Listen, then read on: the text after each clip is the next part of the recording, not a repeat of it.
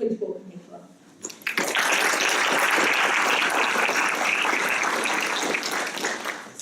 Thanks for having me. After Gabrielle said that I was potentially an artist, I did think about reframing into interpretive dance my presentation, but I just wasn't nimble enough from that sort of stepping up and stepping down, so you guys are going to have to miss out.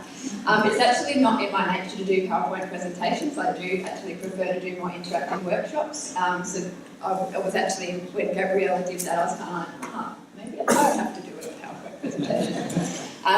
But yes, here we are. And I do have some beautiful pictures, so I'm hoping I can speak through fairly quickly. I would like to acknowledge also that we're on the Gadigal people of the Eora Nation, and particularly acknowledge that there's been not only our sovereignty not being ceded, but the resistance that is ongoing, that is led by Aboriginal people in this country, I think is really remarkable. And I've had the really deep privilege of getting to work with quite a few different mob around the country who are providing leadership and really inspiring resistance to the fossil fuel industry, amongst others.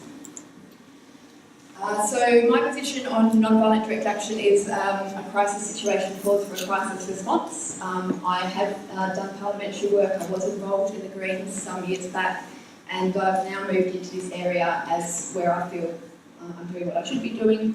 And that is because I do believe that the system is broken, it's failing us, and that we actually need to be taking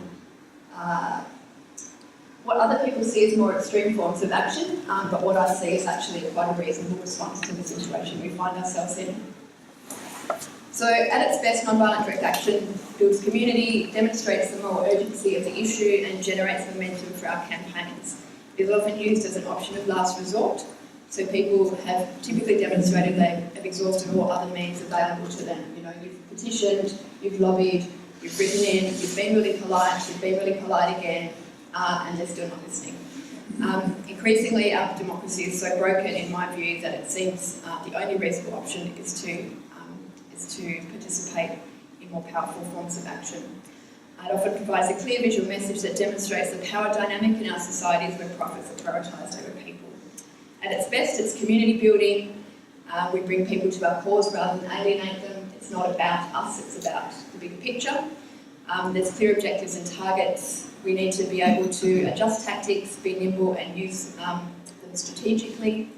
At its best, media coverage is as positive as it can be, given the Murdoch media. And it should be about grassroots and power from under and pushing up. NGOs and experienced activists should support and upskill rather than empowering decision making, rather than overpowering decision making. And everyone should be able to feel welcome. Because I knew that these guys would be covering, I have done a bunch of work actually focused on climate and fossil fuels in the last couple of years, but I knew John would be covering the campaign at the Lab, which I do think has actually rewritten the rules of what should be the new normal. There should be no new coal mines established in this country without expecting that kind of resistance, and I think it's really important that people in this room and elsewhere actually stand up and, you know, for example, sign on to, you know, the calls that are coming up around Paris, and actually say no new coal mines in solidarity with our Pacific neighbours that are calling for that. Because, you know, at the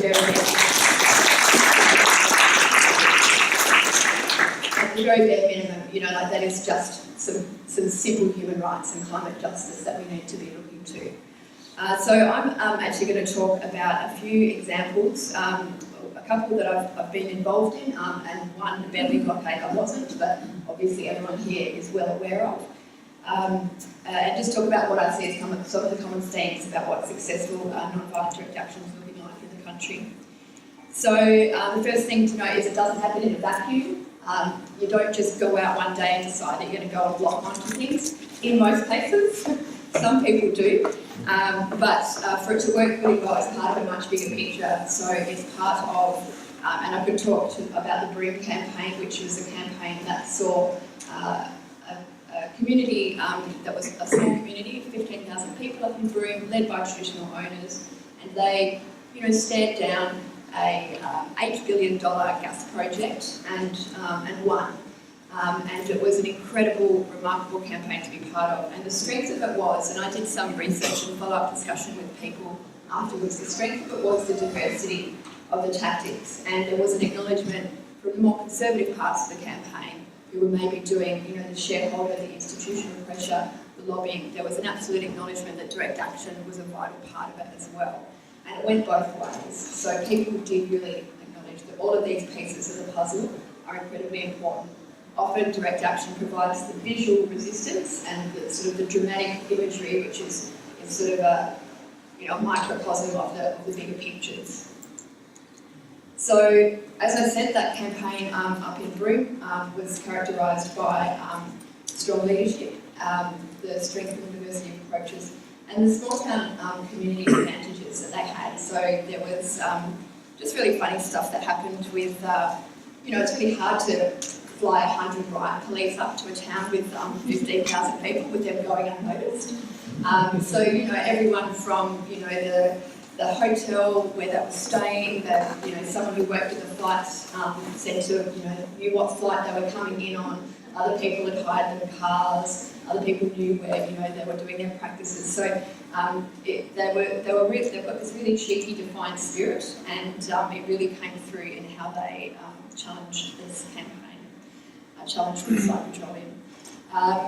I'm just going to flick through a couple of these just because there's so many visuals that were really stunning, and that was one of the strengths of the campaign. When you are that remote an area, you need to rely on other means to get your story out, and the Kimberley is this beautiful, wild, feisty place with beautiful, wild and feisty people, and they're really creative, and there's just a lot of talent up that way in terms of really amazing photographers and artists and videographers and stuff like that. Amazing storytellers. So there's a lot to work with. So they used all kinds of tactics up that way. I just think this photo was beautiful. It's an amazing man who I got to meet and work with up that way. That's when he found out that we won. And it was a pretty remarkable moment. As Jono said, lots of us work on losing campaigns a lot, and so this one is still holding me. It was a couple of years ago that we won, and I'm holding on to it really tight. And try to remember the good parts of that, because often we are up against such humongous odds. It's full on. This is just an amazing photo, basically, and I think that you guys probably would have heard. I saw that Aidan Ricketts was here last year, and he probably would have spoken a bit about the blockade up at Bentley. It's not my campaign to talk about, but as someone who follows a lot of what's happening around the country, I think the way they mobilised that many people was extraordinary, and there are many lessons to learn from that. This actually sums it up to me in, I think, a really strong way in terms of all of that different imagery and all of the different sectors of society that it represents.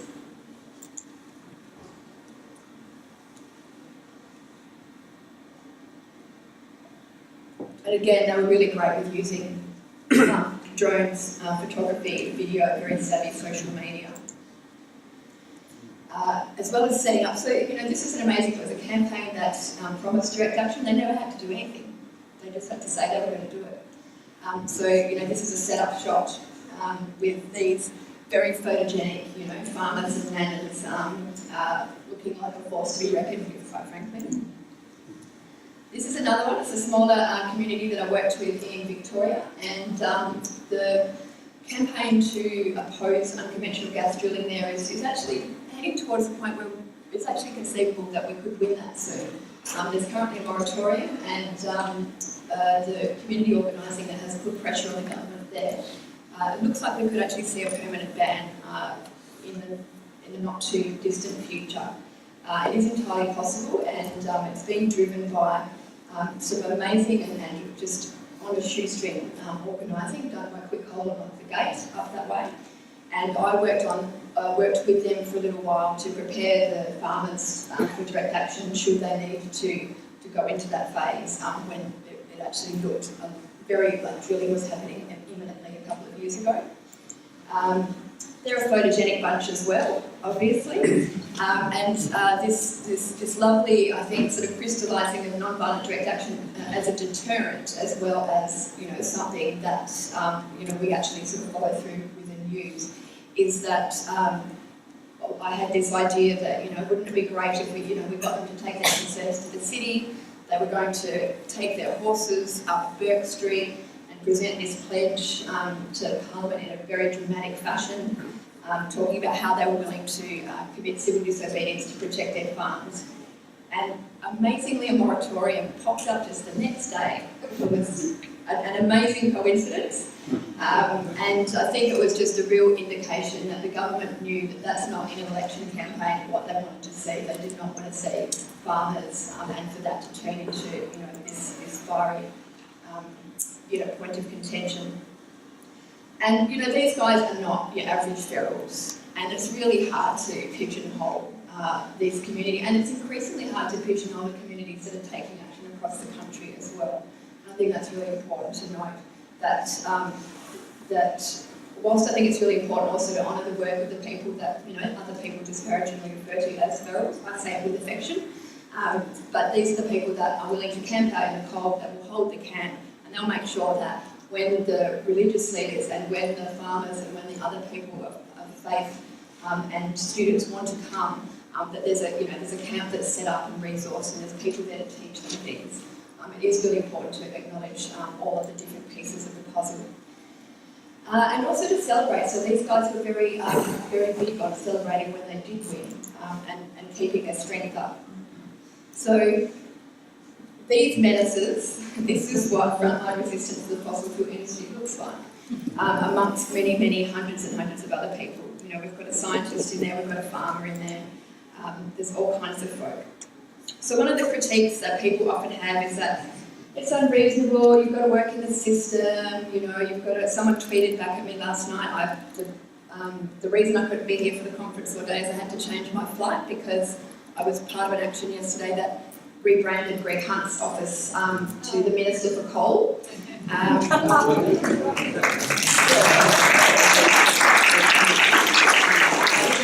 Really gorgeous but very complex action that we actually had 50 people involved in, so it was a lot of work, and that was in his electorate, which is an hour out of Melbourne, so quite a complicated endeavour to get everyone out there, so that took up most of my day.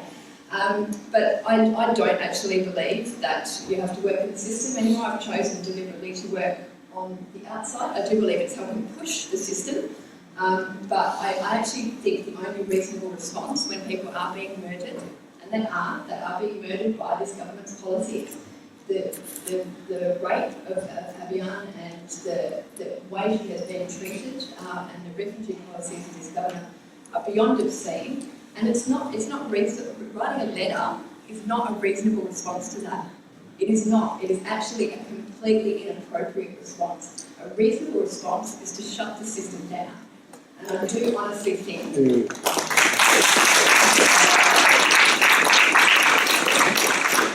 one of the things that I think that is really underused, and what Gabrielle was talking a little bit about with, you know, the divestment and encouraging people to boycott those kinds of events, is that there's just so much possibility and power when people realise that they have power, I guess. There's so much, and when we're in a position where, you know, doctors and nurses are starting to refuse to cooperate, we could actually stop this. You know, it's when people don't think that they have power and they think that they're hopeless. But if all of the nurses and all of the teachers and all of the social workers, everyone involved in this system, if they removed their cooperation, a lot could happen, a lot more could happen. And I do think it's non-compliance and non-cooperation is one of the more underused non-violent tactics, and I'd love to see that. So the keys to success, community organising, both old and new, more organised frameworks, powerful storytelling and strong visuals, unusual alliances and unusual suspects, using the language of winning. The Broom Mob were really good with that. They really talked in these kind of really proud, lofty terms about, you know, this being a history-making moment, and Stuff that for me, you know, I feel a bit awkward talking in those kind of terms, but they just had this strength and this pride and this conviction that they were going to win, and it actually makes a really big difference. Direct action both as a deterrent and an actual delay for media purposes. And seeking solutions beyond politics. So it works. Not only is it, you know, useful, and we've seen, you know, that there are a wide range of campaigns that have used it. But I like this quote: there's a popular misconception that local communities are powerless in the face of large corporations and governments. Our findings show that the community mobilisation can be very effective at raising costs to companies. UQ study tells mining companies that they face losses if they don't engage with communities. So I'll cover one of these quickly. Around the world, protests against mining, extraction and oil are costing companies billions of dollars a year. According to the report, one corporation alone reported a $6 billion cost over a 2-year period. And there is an insurrection afoot. Like that. So, on to my work, when apiary is your best friend. So, I guess the purpose of me talking briefly to this is that it was a nice reminder that my work is obviously effective if they're having as much of a go of me as they are, and I was recently called before a parliamentary inquiry to give evidence as part of Friends of the Earth, and that was on the basis of a push by the mining lobby